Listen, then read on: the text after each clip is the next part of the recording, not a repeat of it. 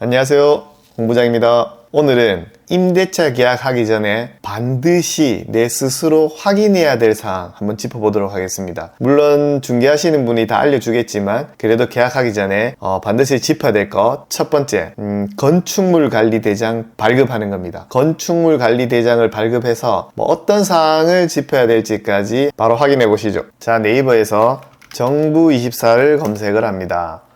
사이트에 들어가면 일단 로그인을 하셔야 됩니다. 저는 미리 로그인을 해둔 상태입니다. 이거 가입 안 돼 있으면 가입하시는 거 아시겠죠? 그리고 난 다음에 밑에 하단에 보시면 하나, 둘, 셋, 네 번째 칸에 건축물 대장 발급하는欄이 있습니다. 여기 오른쪽에 발급하기 누르시고요. 그리고 건축물 대장 발급 적힌 부분을 누르시면 됩니다. 그리고 주소를 클릭해야 되겠죠. 한번 예를 들어 볼까요? 네이버에 제가 아무 건물 한번 찍어 보겠습니다. 요 치어스가 있네요. 이 주소지에 한번 건축물 관리대장 발급해 볼게요. 성내동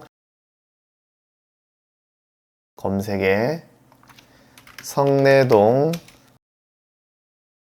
4 그러면 밑에 주소지가 나옵니다. 클릭을 하시면 밑에 행정처리 기간 나오는데 여기도 한 번 더 클릭을 해봅니다. 그러면 자동으로 도로명 주소하고 구분이 되죠. 그리고 여기는 집합 건물이 아니고 일반 단독주택인 것 같습니다. 그리고 일반으로 그냥 검색하시면 됩니다. 만약에 집합 건물일 것 같으면 집합 건물 검색하시면 저희는 전유 부분을 발급하시면 됩니다. 몇 동 몇 호 나오죠. 그러면 전유 부분 발급하시면 건물하고 호수가 찍혀 나오는데 검색해서 시키는 대로 발급하시면은 발급이 됩니다. 일단 아까 그 건물은 단독 건물일 것 같아요. 일반으로 검색하고 그러면 이 검색을 누르면 한 번 더 건물에 대한 명칭이 나옵니다. 여기에 선택을 누르시면 자동으로 기입되고요. 그리고 신청을 누르시면 됩니다. 이런 장면이 뜰 겁니다. 중간에 제가 요 발급했는 부분이고요. 열람 문서를 누르시면 이래 건축물 관리 대장이 나옵니다. 예를 들면 인쇄하기 누르시면 프린트 있으면 인쇄하시면 되고요. 저희는 지금 요 PDF 파일로도 저장됩니다. 여기 보시면 PDF 파일 저장이라고 있죠. 누르시면 PDF 파일로 저장하게끔 되어 있습니다. 그래서 프린트를 하셔도 되고 PDF 파일로 저장을 하셔도 됩니다. 내용을 한번 살펴보겠습니다. 건폐율, 용적률, 건물에 관련된 것들입니다. 처음에 건물을 건축할 때 이런 기본적인 내용이고요. 저희가 조금 봐야 될 부분은 건축물 현황입니다. 어차피 저희는 임대를 해서 장사를 할 거기 때문에 용도가 어떤지는 되게 중요한 내용입니다. 현재 여기는 1층, 2층, 3층, 4층으로 구분되어 있네요. 저희가 만약에 그냥 1층 가게를 얻는다고 생각하고 보면 근린생활시설로 되어 있습니다. 사실 근린생활시설은 외식 관련돼서 일반 음식점이나 휴게 음식점을 하는 데는 아무 지장이 없습니다. 변경할 것도 없고 그냥 그대로 하시면 됩니다. 근데 만약에 근린생활시설이 아니고요. 예를 들어 소매점, 과거 같은 경우에는 서점 이렇게 용도가 찍혀 있더라도 이거는 근린생활시설이라고 생각을 하시면 됩니다. 예전에 굉장히 오래된 건물은 한 30년, 40년 전 건물은 서점, 상점 이렇게 찍혀있는 용도도 있습니다.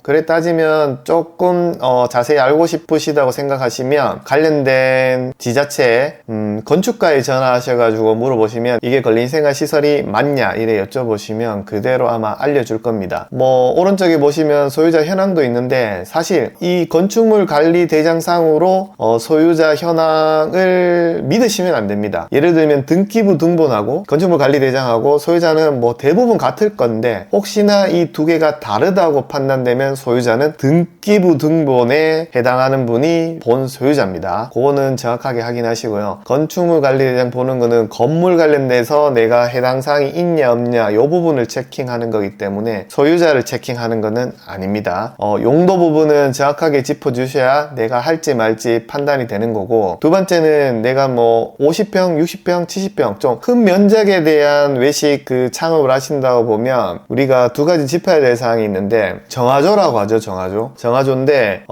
두 가지가 있습니다. 저희 건물 내에 속히 말하는 똥통이라고 얘기하는데, 이게 바닥에 묻혀져 있는 경우가 있고, 또는 그 지역이 바로 하수처리 직관으로 그냥 빼가는 경우가 있습니다. 이 건물 같은 경우에는 지금 70인용이라고 나와 있는 거 보니까 밑에 땡글을 묻어 놓은 것 같습니다. 근데 뭐 땡글을 묻어 놓든 직간으로 빠지든 내가 이 정화조 관련돼서 잘 모르시면 아까 말씀드린 거와 같이 지자체에 한번 연락하셔가지고 정화조 관련된 담당자를 한번 연결해 달라고 하시면 바로 이 부분을 바로 여쭤보셔도 됩니다. 어떻게 여쭤보냐 하면 내가 1층에 예를 들면 50평 또는 뭐 몇 제곱미터 또는 여기 보시면 뭐 119.62제곱미터 전체를 내가 일반 음식점으로 할 예정인데 정화조 용량에 대해서 내가 장사도 되겠냐 라고 물어보시면 바로 알려주십니다. 근데 일반 음식점인데 내가 일반 음식점을 양도양수하거나 같은 업종의 일반 음식점이면은 사실 정화조 용량은 상관이 없을 겁니다. 단지 뭐 소매점이나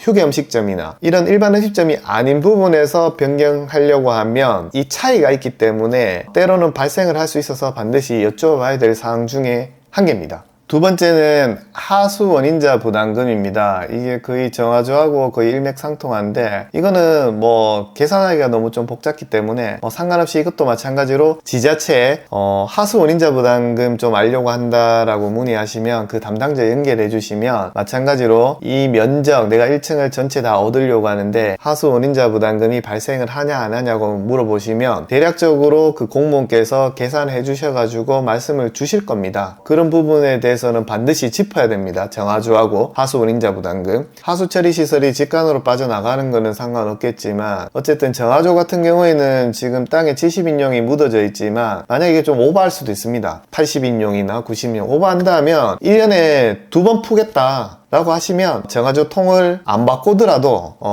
따로 그런 방법을 찾을 수 있습니다. 공무원한테 여쭤보시면 그렇게 해서 확인하시면 됩니다. 그리고 또 건축물 관리대장에서 확인해야 될 사항은 지금 여기 현재는 없는데 위반 건축물이 있다고 하면 여기 상단에 위반 건축물이라고 이게 노란색인가? 하여튼 색상으로 인해서 딱 찍힙니다. 그러면 이 건물에 위반 건축물이 있구나 라고 생각을 하시면 되고요. 이게 내가 얻으려고 하는 곡한의 위반 건축물이 있다면 실제 영업신고하러 갔을 때 영업신고가 불가능한 경우가 발생을 할 겁니다. 어쨌든 위반 건축물이 있냐 없냐는 반드시 확인을 하셔야 되고요. 그래서 해결을 하셔야 됩니다. 그래서 정리하자면 건축물관리대장 보는 이유는 뭐냐 하면 상단에는 그냥 건물에 관련된 기본 내용을 한번 훑어보시고 뭐 특별한 사항 없으면 그냥 맞다고 생각하시고 여기 집원하고 도로명 주소는 반드시 우리 계약서 상의 내용과 일치하는지 확인하셔야 됩니다. 두 번째는 건축물 관리 현황의 용도를 파악하시는 게 가장 중요하고요. 그 다음에 면적이 있습니다. 소유자 현황은 참고사항으로만 판단하시고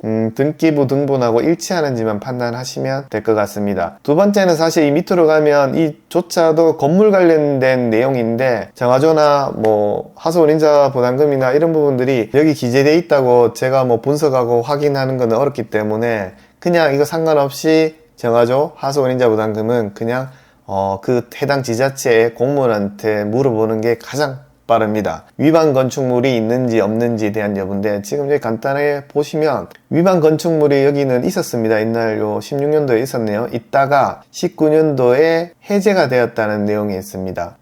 지금은 위반 건축물이 있으면 여기 노란색인가 하여튼 글자로 찍히기 때문에 바로 알 수 있습니다. 그래서 우리가 임대차 계약하기 전에는 반드시 중개사의 어떤 서류로 확인하시고 두 번째는 도장 찍기 전에 내 스스로라도 건축물관리대장 무조건 확인하시고 분석을 하실 줄 아셔야 됩니다. 다음 편에는 등기부 등본, 등기사항 증명서에 대해서 어떻게 발급하고 어떻게 볼 수 있는지 어떻게 해석하는지에 대해서 말씀드리도록 하겠습니다.